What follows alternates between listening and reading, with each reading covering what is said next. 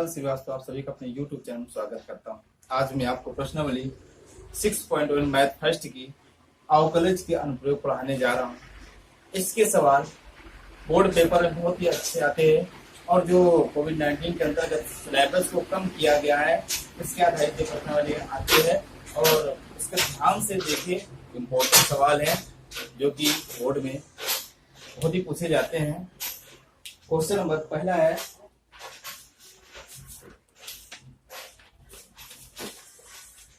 वृत्त के क्षेत्रफल के परिवर्तन की दर, इसकी त्रिज्या इस्तेमाल आर के सापेक्ष ज्ञात कीजिए।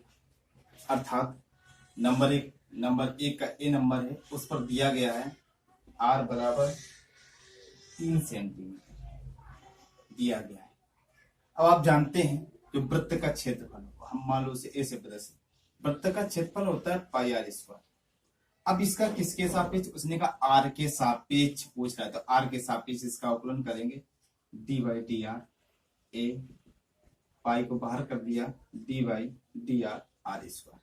अर्थात ये हो गया आपका D A upon D R equal to ये हो जाएगा 2 पाई आर।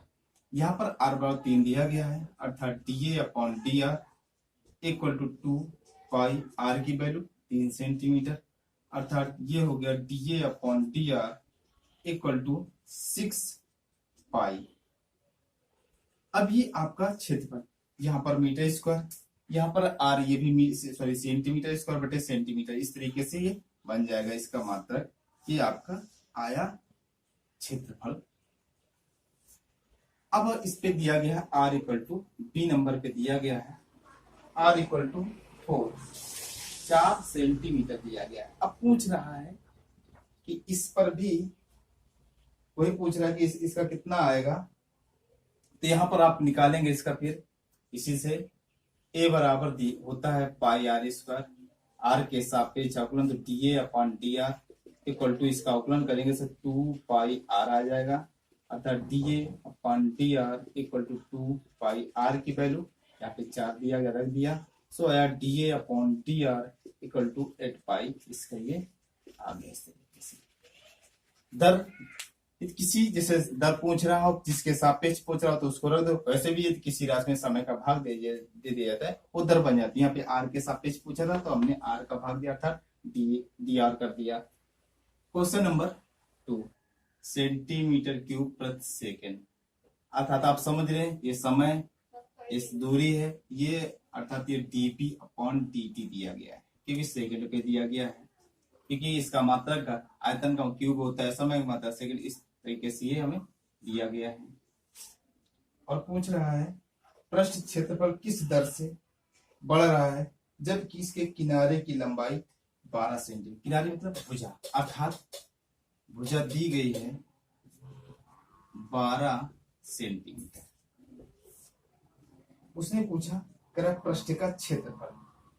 अच्छा, पृष्ठ का क्षेत्रफल क्या होता है, 6 भुजा स्क्वायर होता है। लेकिन यहाँ पर क्या होगा, पहले आयतन निकालते दिया गया है, माना घन कहा है, घन की भुजा x, अर्थात b बराबर इसका आयतन हो जाएगा x की। अब t के सापेक्ष इसका अवकलन करेंगे, सो हो जाएगा db upon dt equal to ये हो जाएगा 3x स्क्वायर, x का हो जाएगा dx अपॉन dt। यहाँ पर एक वैल्यू दी गई है, सो रख देंगे हम यहाँ पर, ये हो जाएगा 8 दिया गया है, 3x की वैल्यू दी गई है 12 का स्क्वायर और dx अपॉन dt।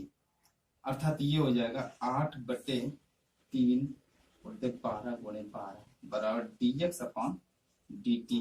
यहाँ से निकाल लेंगे 4 दूनी 8 और 4 3 12, ये हो जाएगा 2 छाका 12। अर्थात dx अपॉन dt 1 बटे 18 का 54, ये इतना मान निकला है। जब इतना मान निकला है, अब उसने पूछा क्या है, इसने पूछा है कि घन का क्षेत्रफल, पृष्ठीय क्षेत्रफल, अर्थात जो घन का पृष्ठीय क्षेत्रफल होता है हमने मानो उसको ए से प्रदर्शित कर दिया, घन का क्षेत्रफल 6 भुजा स्क्वायर x स्क्वायर हो गया।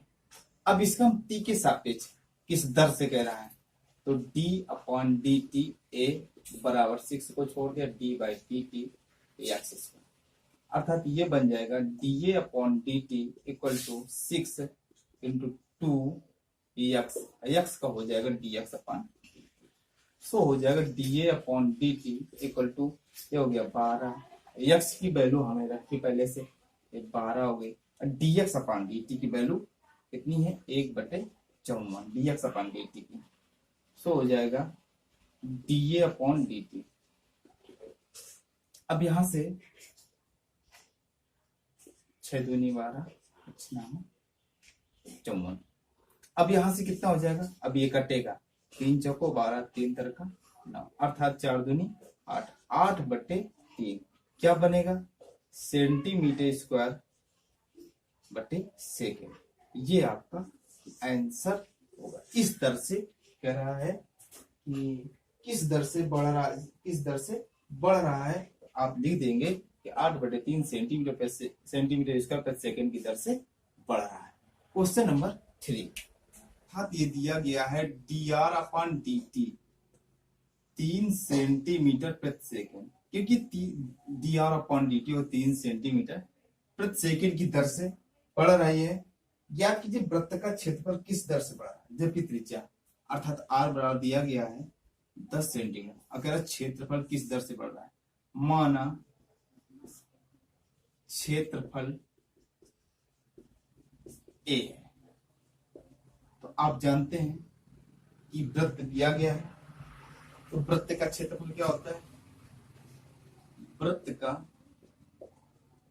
क्षेत्रफल ए बराबर पाई आर स्क्वायर, अर्थात ए बराबर हो गया पाई आर स्क्वायर ई के सापेक्ष अवकलन, तो D by D T A बराबर D by D T pi R square, ये हो जाएगा D A upon D T equal to pi को बाहर कर दिया, ये हो गया 2r, और r को भी करेंगे तो d are upon D t हो जाएगा, यहाँ पर निकालना है हमें d A upon D T equal to pi into 2 और r दिया गया है 10 दिया गया है, और D R upon D T भी दे दिया गया 3 दे दिया गया, अर्थात 30 3 ना 60 60, अर्थात आपका आंसर आया D A upon D T equal to 60 pi centimetre square प्रति सेकेंड की दर से, क्या कह रहा है किस दर से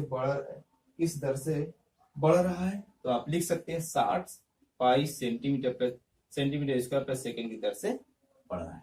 क्वेश्चन नंबर 4 कह रहा है एक परिवर्तनशील घन का किनारा 3 सेंटीमीटर प्रति सेकेंड की दर से बढ़ा है, 3 सेंटीमीटर, माना घन का किनारा x, तो उसने कहा 3 सेंटीमीटर प्रति सेकेंड, अर्थात dx अपॉन dt 3 सेंटीमीटर प्रति सेकेंड की दर से बढ़ रहा है। आगे क्या कह रहा है, घन का आयतन किस दर से बढ़ रहा है जबकि किनारा 10 सेंटीमीटर लंबा, अर्थात किनारा मतलब x बराबर दिया गया है 10 सेंटीमीटर, और कह रहे आयतन किस दर, तो आयतन घन का आयतन जो होता है, घन का आयतन बराबर भुजा की, अर्थात एक्स क्यूब, आयतन को b से प्रदर्शित किया बराबर एक्स क्यूब, t के सापेक्ष आप लिख कीजिएगा, सो d by D T v D by D t x cube, इसका अवकलन t के सापेक्ष कर रहे हैं तो ये हो जाएगा dv अपॉन dt, इसका हो जाएगा एज यू एक्सपोनेंशियल टूटेगा हो जाएगा 3x स्क्वायर, x का नहीं किया तो हो जाएगा dx अपॉन dt, ये सभी मान यहाँ पर प्रतिस्थापित करेंगे, सो हो जाएगा dv upon dt equal to 3x की वैल्यू यहाँ पे 10 दी गई, 10 का स्क्वायर, और dx अपॉन dt वैल्यू दी गई 3, ये हो गया 3 तरह का 9, अर्थात dv अपॉन dt 9 दशमलव 100, अर्थात dv upon dt equal to कितना हो गया 900, मात्रा क्या होगा इसके मुताबिक ये बनेगा सेंटीमीटर क्यूब प्रति सेकंड, इसके मुताबिक मात्रक रखा जाता है, और जो दिया होता है इसी के मुताबिक ही नोट, जो मात्रक दिया होता है उसके मुताबिक नोट किया जाता है। इस तरीके से आपका आंसर है। क्वेश्चन नंबर 5, तरंगे चलती हैं पत्थर का टुकड़ा तालाब में डालने से। चलो ठीक है। जब वृत्ताकार तरंग की त्रिज्या 8 सेंटीमीटर अर्थात जो तरंगे चलेंगी इस तरीके से, तरंगे मतलब वृत्ताकार इस तरीके से तरंगे चलती हैं तो वृत्ताकार एरिया ही बनता है। जब वृत्ताकार एरिया बनता है तो ये हमारा हो जाएगा dr/dt। दिया गया है तुम्हारा कि 5 सेंटीमीटर प्रति सेकेंड की दर से, 5 सेंटीमीटर प्रति सेकेंड की दर से ये चल रहे हैं। और ये भी दिया गया त्रिज्या दिया गया है इसके, तो त्रिज्या उसकी 8 सेंटीमीटर, r बराबर 8 सेंटीमीटर त्रिज्या हो जो छल्ले बन रहे हैं। उस क्षण घिरा हुआ क्षेत्र किस दर से बढ़ रहा है? कह रहा घिरा हुआ क्षेत्र किस दर से बढ़ रहा है, अर्थात क्षेत्र का मतलब क्षेत्रफल ज्ञात करना होगा। मतलब ये कह रहा है ऐसे ऐसे ऐसे ये बढ़ रहा है। जब पत्थर डाला जाएगा इस तरीके से घूम घूम बनती चली जाएंगी। तो कह रहा है पहले त्रिज्या इतनी थी, जब त्रिज्या इतनी हो गई, फिर त्रिज्या इतनी हो गई, फिर त्रिज्या इतनी हो गई, इस तरीके से त्रिज्या बढ़ती जा रही है। तो कह रहा है कि क्षेत्रफल किस दर से बढ़ेगा जब त्रिज्या उसकी 8 सेंटीमीटर हो। तो हम जानते हैं, तो लिखेंगे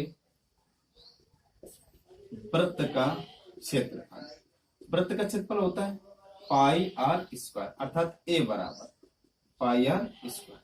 यहाँ पर टी की दर पूछ रहा है तो टी के सापेक्ष अवकलन करना पड़ेगा। So D by D T A pi D by D T R square, ये बन जाएगा D A upon D T equal to pi, ये हो जाएगा 2r और r का हो जाएगा D are upon D T. अर्थात यहाँ पर वैल्यू रखी जाएगी, सो हो जाएगा D A upon D T equal to pi 2 और r की वैल्यू 8, ये 8 दिया गया है।